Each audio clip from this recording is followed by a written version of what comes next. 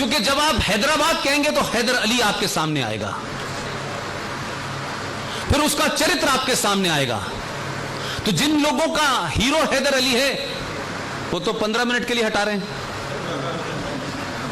और आपका जो भाग्य था वो खराब हो गया है।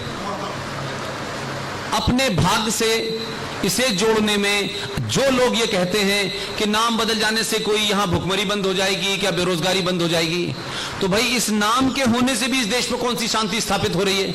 यहां तो हर चौराहे पे हैदर अली बैठा हुआ है। तो फैजाबाद का नाम बदला तो लोगों को समस्या हुई।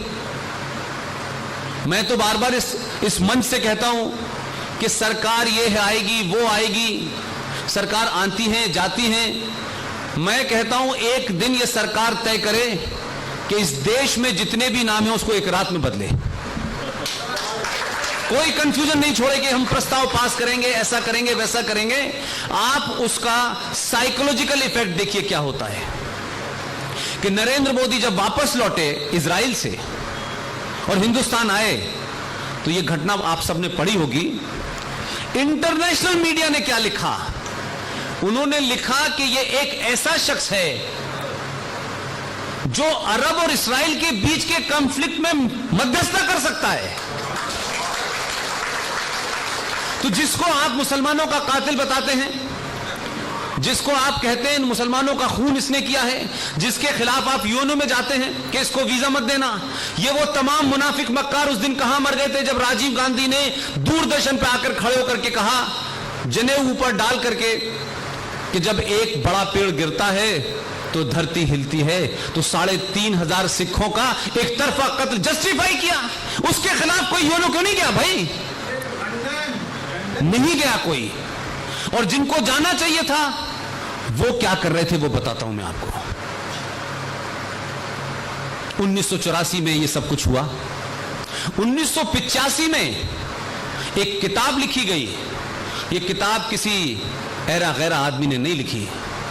इस देश में एक परिवार जिस परिवार से भारत में वो राष्ट्रपति बने, उनके पिताजी विदेश मंत्री बने, कई और वजारतें मिली, गवर्नर बने, उनका बेटा जीवित है, सुप्रीम कोर्ट का लॉयर है, लॉ मिनिस्टर भी बना, विदेश मंत्री भी बना। उसने एक किताब लिखी है।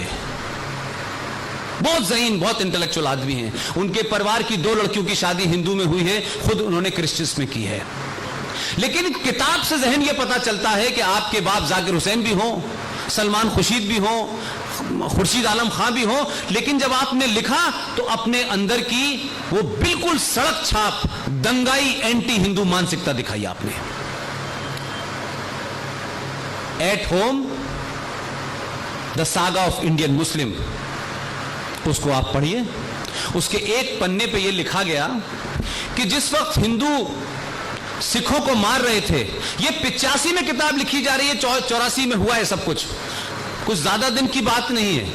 और उस किताब में लिखा गया कि जब ये हिंदू सिखों को मार रहे थे तो भारत के मुसलमान बहुत खुश था और बहुत संतुष्ट था, और इसलिए संतुष्ट था कि इन दोनों ने मिलकर 1947 में मुसलमान को मारा था। यह मानसिकता है आपके देश के कानून मंत्री बनने वालों की, विदेश मंत्री बनने वालों की। आप कहते हैं कि जो जाहिल पंचर जोड़ने वाला मुसलमान है वो दंगाई होता है।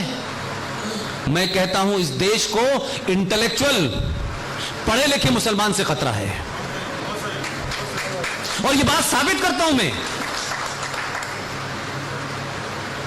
इस देश में एक आदमी मेरे विश्वविद्यालय का वाइस चांसलर रहता है, माइनॉरिटी कमीशन का चेयरमैन रहता है, भारत में का राजदूत रहता है ईरान के अंदर। ईरान में जो उसने कृत्य किया वो सबको पता है, वो पब्लिक डोमेन में नहीं आ सकता है।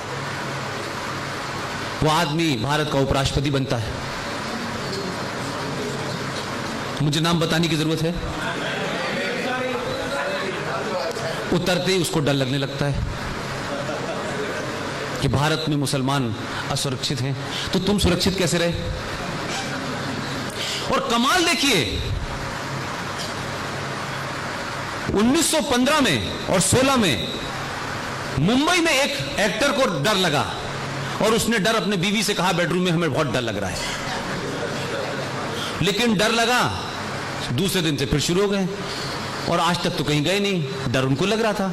लेकिन जब उनको लगा कि हम जो आइकॉन है अपने समाज में, जब हमारी फिल्में लोग जो देखने जाते हैं उसमें मेजॉरिटी किसकी होती है नहीं होती है ये विषय नहीं है मेरा, आपने अपने आइकॉन होने का फायदा किस तरीके से कम्युनल एजेंडा चलाया कि आपने इस सरकार के खिलाफ कोई आपको एजेंडा खड़ा करना था, क्योंकि गरीब मुसलमान कहेगा तो उसकी बात सुननी जाएगी, लेकिन सोफिस्टिकेटेड मुसलमान, पढ़ा लिखा मुसलमान, ज्ञानी मुसलमान कम्युनलिज्म को कैसे सर्व करता है ये मैं मिसाल देना चाहता हूं। उनको डर लगा तो खबर बन गई पूरे देश में, सब चिंतित हो गए। लेकिन उनके डर के बाद जब उनका डर खत्म हो गया तो फिर जिंदगी वैसी चलने लगी। फिर लोगों को लगा यार कि कुछ और किया जाए, इसकी तो ताकत बढ़ती जा रही है, ये तो अब तक 7-8 राज्यों में जीत रहा था, 20 राज्यों में जीत गया, तो हमारे डर से तो रुक नहीं रही है। तो अभी 18 में 3 महीने पहले वो भी मेरी यूनिवर्सिटी के ही थे, मेरे सीनियर थे, उन्हें भी डर लगने लगा। उन्होंने कहा नहीं भारत में बहुत बुरा हाल है और मेरे बच्चे कैसे रहेंगे, बड़ी चिंता थी उन्हें। अभी 3 दिन पहले इन डर लगने वाले लोगों के चेहरों से मुखौटा बाहर आ गया। इनको डर नहीं लग रहा था, इनको अपना एजेंडा चलाना था, क्योंकि बॉम्बे की फिल्म इंडस्ट्री आज भी आपके पड़ोसी मुल्क का एक आदमी चलाता है और उसके इशारे पर आपने इस देश में जो आज का यूथ है, वो हिंदू भी हो सकता है, वो मुसलमान भी हो सकता है, उसके मन में इस सरकार के प्रति एक कहीं घृणा पैदा करने की आपकी कोशिश थी।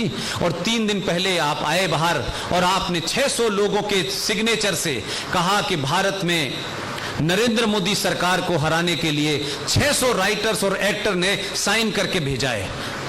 इनको साइन करने की बहुत आदत है, कभी ये साइन करके यूएनओ जाते हैं, कभी यहां साइन करके इनको लगता है कि नरेंद्र मोदी के खिलाफ माहौल बनाएंगे। लेकिन ये वही लोग हैं, इसमें दूसरी घटना बता रहा हूं आपको। 26/11 की डेट आप लोगों को याद है? 26/11 भी इलेक्शन से पहले हुआ था, पुलवामा भी इलेक्शन से पहले हुआ था। और आपके देश के लोग क्योंकि खुद तो हरा नहीं पा रहे थे मोदी को, तो गए थे पड़ोस में, आप सबने टेलीविजन पे देखा होगा, कह रहे थे कि हम मोदी को हरा नहीं पा रहे, आपकी मदद चाहिए। तो वो मदद कर रहा है, तो उसने मदद की इनकी, उस मदद के तहत पुलवामा हुआ। लेकिन लोगों को यह गलतफहमी थी, यहां वालों को वहां वालों को भी, कि पुलवामा होगा, नरेंद्र मोदी का जो गिराफ है, जो ही मैन की इसकी पोजीशन है, इलेक्शन का दौर होगा, ये कुछ एक्शन करेगा नहीं और ये टाइम फिस हो जाएगी। तो आप ये सोचिए कि आपके देश में कौन सत्ता पे बैठेगा, एक बहुत बड़ा वर्ग यहां और दूसरे देशों से उनके संबंध इस बात को तय कर रहे हैं। लेकिन गलती ये हो गई, ना तो यहां मनमोहन था ना नेहरू जी थे, और उसमें भी एक इंपॉर्टेंट बात है कि बॉर्डर के पास जाकर के 2-4 पत्थर मार के आ जाते, इस बार वो बावर्ची खाने में चला गया उनके। भारत के इंटेलेक्चुअल मीडिया को 3 दिन इस बात में लगे कि ये बालाकोट है कहां। तो कुछ ने कहा कि पीओके जो है उसके बराबर में ही है, यहीं पे मार दिया है और कुछ हुआ नहीं है। फिर जाके पता चला कि ये बालाकोट इस्लामाबाद से 90 किलोमीटर दूर है और खैबर पख्तूनख्वा में है। हम लोग बीच बीच में पढ़ते रहते हैं। हमने उसके बाद में एक थ्योरी और दी, बरेली के भाषण में हमने कहा कि बालाकोट में क्यों किया गया ये। बालाकोट में इसलिए किया गया कि आज से 200 साल पहले रायबरेली है हमारे यहां, दुनिया के बड़े लोग वहां से चुनाव लड़ते हैं, बहुत महत्वपूर्ण है। उसी रायबरेली से 200 साल पहले सैयद अहमद बरेलवी वहां गए थे और बालाकोट में पहला मदरसा स्थापित किया गया था जिहाद का, 200 साल पहले। बालाकोट की इंपॉर्टेंस को समझिए। बम तो कहीं और भी गिराया जा सकता था और भी लोग मारे जा सकते थे। तो बालाकोट में जब कुछ हुआ तो अब जब तक ये खबर आती कि बालाकोट में बम गिर गया है, उनको तो वहां घायल हुए नहीं हुए, लेकिन दिल्ली में बड़े सारे इंटेलेक्चुअल घायल हो गए। और क्या साहब उन्होंने नैरेटिव क्रिएट किया और जबरदस्त नैरेटिव क्रिएट करने की कोशिश की। लेकिन मैं क्या बताना चाहता हूं आपको कि आपने भी 4 साल में किसी इंडिविजुअल के लिए नहीं कह रहा, मैं एक कलेक्टिव बात कर रहा हूं। आपने भी 4 साल में ऐसे नैरेटिव पैदा कर दिए कि जैसे ही वो लोग बाहर निकले कि इमरान खान को नोबेल प्राइज मिलना चाहिए, तो फौरन इमरान खान को एक फौजी के छोड़ने पे अगर मिलना चाहिए नोबेल प्राइज, तो हमने तो 2 महीने तक 93,000 को थाली में रख के वापस कहा था, तो हमारे कितने हुए हमें बताओ। तो जब आप काउंटर नैरेटिव देते हैं तो ये जो इंटेलेक्चुअल टेररिस्ट हैं जो मार्केट में घूमते रहते हैं, जो प्रोफेसर्स के नाम पे होते हैं, जो पत्रकार के नाम पे हैं, जो एनजीओ के नाम पे हैं, जो तथाकथित एक्टिविस्ट के नाम पे हैं, ये फिर भागने लगते हैं। तो ये जो आग जल रही है ना, ये किसी चिराग के आखिरी दिन है। इसलिए जेएनयू में, हैदराबाद में बड़ी बड़ी लोग बातें करेंगे, हम जाएंगे तो गोलकुंडा लेके जाएंगे और जाएंगे तो ताजमहल लेके जाएंगे। 1947 में गए थे, पता नहीं, हमने कहा तब भी चले जाते। तो तब तो 1 लाख लोगों की आपने रजाकारों की फोर्स बनाई थी और आप लड़े। अब भारत की पार्लियामेंट को, इस जनरेशन को मूर्ख बनाने के लिए कहते हैं कि देखिए साहब, हम जिन्ना साहब के साथ नहीं गए, उनकी ट्यूनेशन थ्योरी को नहीं माना, हमारी हुब्बुल वतनी पे आप शक कर रहे हैं, हम तो भारत में ही मरेंगे। तो इससे बड़ा कोई झूठ हो सकता है? ये जो शख्स है, इसके दादा का नाम क्या है जी? नहीं, सैयद कासिम रिजवी कौन था? उसी ने रजाकार बनाए थे। नहीं, आप मेरी बात को सेकंड कर रहे हैं। जिनके खानदानों ने 1 लाख लोगों के रजाकारों की फोर्स बनाई और भारतीय सेना से लड़े कि ये अब किसी भी तरीके से हैदराबाद पाकिस्तान में मिलेगा। वो भी आदमी गुजराती था, उसने कहा अच्छा मिलवाता हूं, पूरी तरीके से मिला दिया। वो लोग भारत की पार्लियामेंट में खड़े होकर झूठ बोल रहे हैं कि हम गए नहीं, हम जा सकते थे।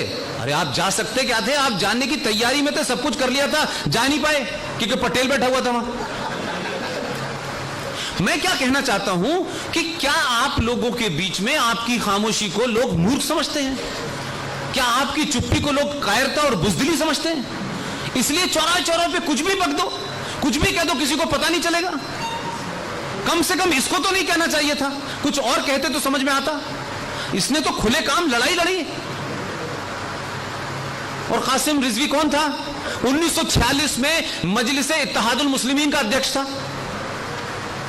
अब 2 हिस्सों में बट गए तो ऑल इंडिया लगा दिया, आप सेकुलर हो गए, सेकुलर हो गए आप, ऑल इंडिया मजलिस इत्तेहादुल मुस्लिमीन हो गई। तो अब तो आप उनसे बात ही नहीं कर सकते। तो ये लोग सत्ता तक पहुंच गए, इसमें हमारी और आपकी कमजोरी है। ये लोग इस देश में इतने मजबूत हो गए, ये हमारी कमजोरी है। 47 में 21 लाख लोग मरे, हमने कुछ नहीं सीखा। जितने बड़े हमारे यहां मैसेकर हुए, उससे भी हम नहीं सीखना चाहते। अमेरिका को 350 साल के बाद भी उसके प्रेसिडेंट ने कल क्या बयान दिया है? भाई थैंक यू वेरी मच, अब हम ये सब नहीं ले सकते कि ये यहां से भी आ गए, वहां से भी आ गए, ये बंद करो, हमारे मुल्क में कोई नहीं आएगा। और वो दीवार बना रहा है। वो 350 साल के बाद उसकी समझ में आ गया और ईमानदारी से कह रहा है कि बंद करो ये फ्रॉड के, ये यहां से आ गए, ये यहां से आ गए, यहां से आ गए। कोई माइग्रेशन मजबूरी में नहीं हो रहा है, एक एजेंडे के तहत हो रहा है। लेकिन भारत में क्या कहा जा रहा है? भारत में जिस जम्मू कश्मीर में आर्टिकल 35A की वजह से भारत का कोई नागरिक बस नहीं सकता, रह नहीं सकता, नागरिकता नहीं मिल सकती, आप जरा सोचें, इससे भी बड़ी कोई मक्कारी हो सकती है भाई? उसी जम्मू कश्मीर में 2008 से 2019 तक बर्मा जैसी जगह में जिनके पास खाने के लिए नहीं, जिनके पास कपड़े पहनने के लिए नहीं, वो कौन सी डांडी यात्रा कर रहे हैं? वहां से निकल के जम्मू कश्मीर में चले जाते हैं। 98,000 रोहिंग्या मुसलमान जम्मू में बस चुका है, जिसके पास आधार भी है, बिजली का कनेक्शन भी है, राशन कार्ड भी है।